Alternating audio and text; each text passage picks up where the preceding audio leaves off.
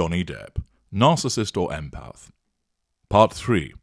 Hello, I'm H.G. Tudor, and let us consider the examination of the evidence to make a determination as to whether Johnny Depp is a narcissist, an empath, a normal, or a narcissistic individual. In 1979, at age 15, Depp dropped out of school, lack of accountability, to pursue a career in music. According to Depp in a 2002 interview with Inside the Actors Studio, after having second thoughts about his decision to leave the school, he attempted to return 2 weeks later, only to have the principal convince him that he needed to follow his passion. Depp would play with the band The Kids for several years, and later Rock City Angels. During this time, he would meet his first wife, makeup artist Laurie Allison. Depp moved to Los Angeles with his band when he was 20. After the band split up, Depp's then-wife, Laurie Ann Allison, introduced him to actor Nicolas Cage. After they became drinking buddies, Cage advised him to pursue acting. Depp had been interested in acting since reading a biography of James Dean and watching Rebel Without a Cause. Cage helped Depp to get an audition with Wes Craven for A Nightmare on Elm Street. Depp, who had no acting experience, said he ended up acting by accident, thanks in part to catching the eye of Craven's daughter.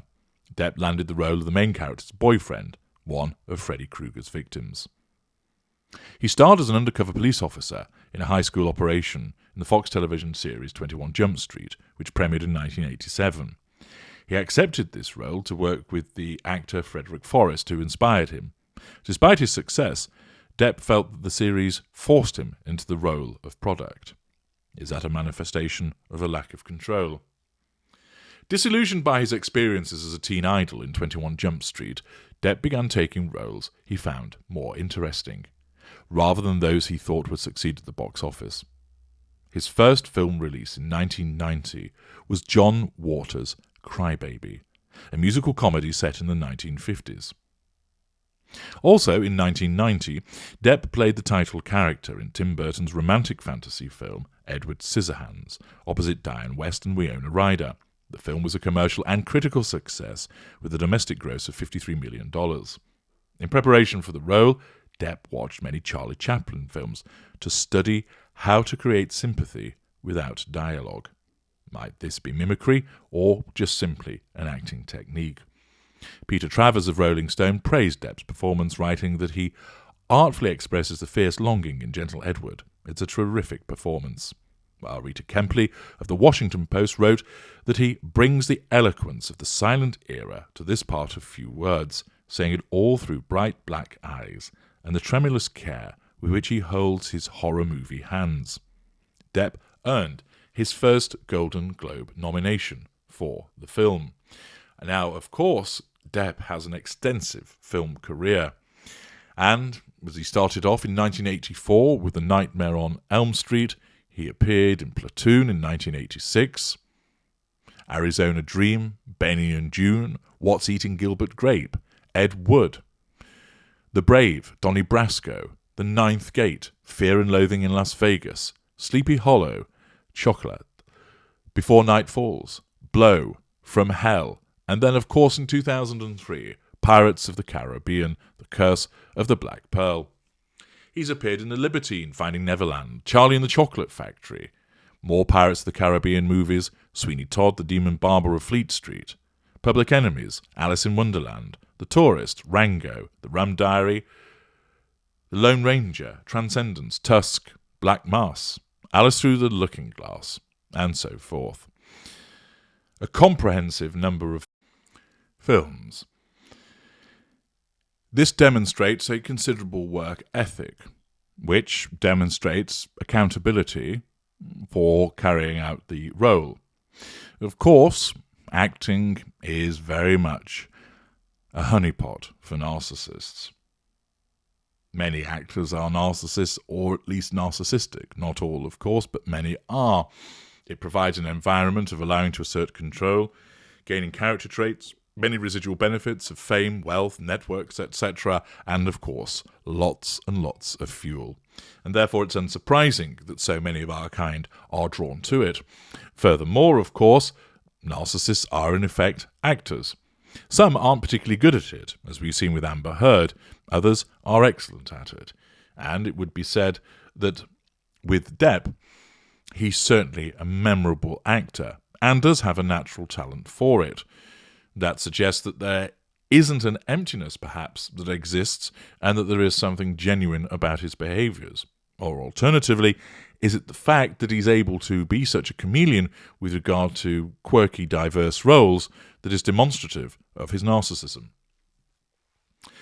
Depp has been nominated 3 times for Academy Awards, but never won. He has been nominated twice for BAFTAs, but has never won. He's been nominated 10 times for Golden Globe Awards and won once, 19 times for People's Choice Awards, winning 15 times, 3 times for Screen Actors Guild Awards, winning once, 10 times for Nickelodeon Kids' Choice Awards, winning 3 times, and has been nominated 8 times from MTV Movie and TV Awards, winning 5 times. A substantial number of wins, although the biggest prizes have so far eluded him, notwithstanding nominations.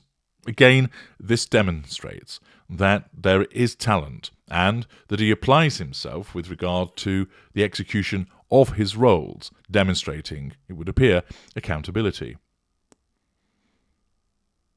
It's a long and extensive film career, although as of late, of course, he has faced some difficulties, something that we will be addressing in due course. In 2003, Depp starred in the Walt Disney Productions adventure film Pirates of the Caribbean, The Curse of the Black Pearl, which was a major box office success. He earned widespread acclaim for his comic performance as pirate Captain Jack Sparrow and received Academy Award, Golden Globe and BAFTA nominations and won a Screen Actors Guild Award for Best Actor, as well as an MTV Movie Award. Depp has said that Sparrow is definitely a big part of me, and that he modelled the character after the Rolling Stones guitarist Keith Richards and cartoon skunk Pepe Le Pew. Studio executives had at first been ambivalent about Depp's portrayal, but the character became popular with audiences.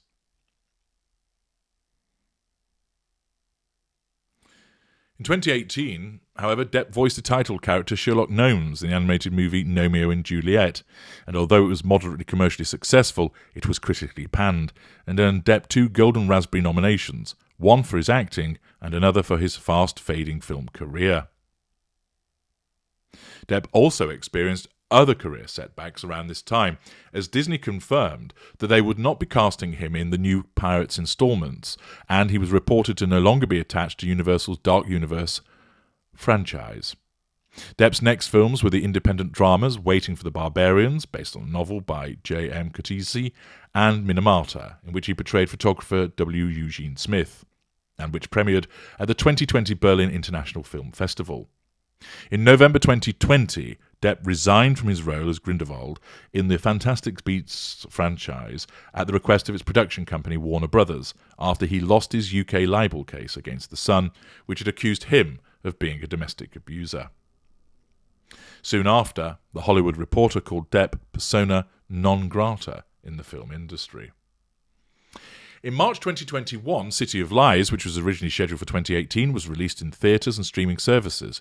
The same month, an online petition to bring Depp back to the Pirates franchise, begun 4 months earlier, reached its goal of 500,000 signatures. His Pirates co-star Kevin McNally also expressed support for Depp returning to the role. In July 2021, Andrew Levitas, the director of Minamata, accused MGM of trying to bury the film due to Depp's involvement, with Depp claiming he is being boycotted by the Hollywood industry and calling his changed reputation an absurdity of media mathematics. Is this a demonstration of paranoia and a threat to control, or is it a representation of an understandable reaction as a consequence of unfair allegations being made against him affecting his career? Depp continued to be the face of Dior's men's fragrance, Savage. In September 2021, Depp described himself as a victim of cancel culture. Is this an accurate representation, or is it the victim mentality of a narcissist? The same month, he launched IN2, a London-based sister company to his production company, Infinita Nihil, and announced that IN2 and the Spanish production company, a Contra Corriente Films, were starting a new development fund for TV and film projects. In May 2022, Johnny Depp stated that since Hollywood has boycotted him, he chose to make a big screen return overseas as King Louis XV, also known as Louis the Beloved. The French-language movie, directed by French actor-director Mawen, titled Jean de Barry, will mark Depp's first feature since 2020's Minamata. Film shooting will take place primarily at the Versailles, Paris, and is set to begin in the summer of 2022. Depp's career was very much one where he was in the ascendancy and was hugely popular, garnering wealth, critical acclaim, and huge popularity.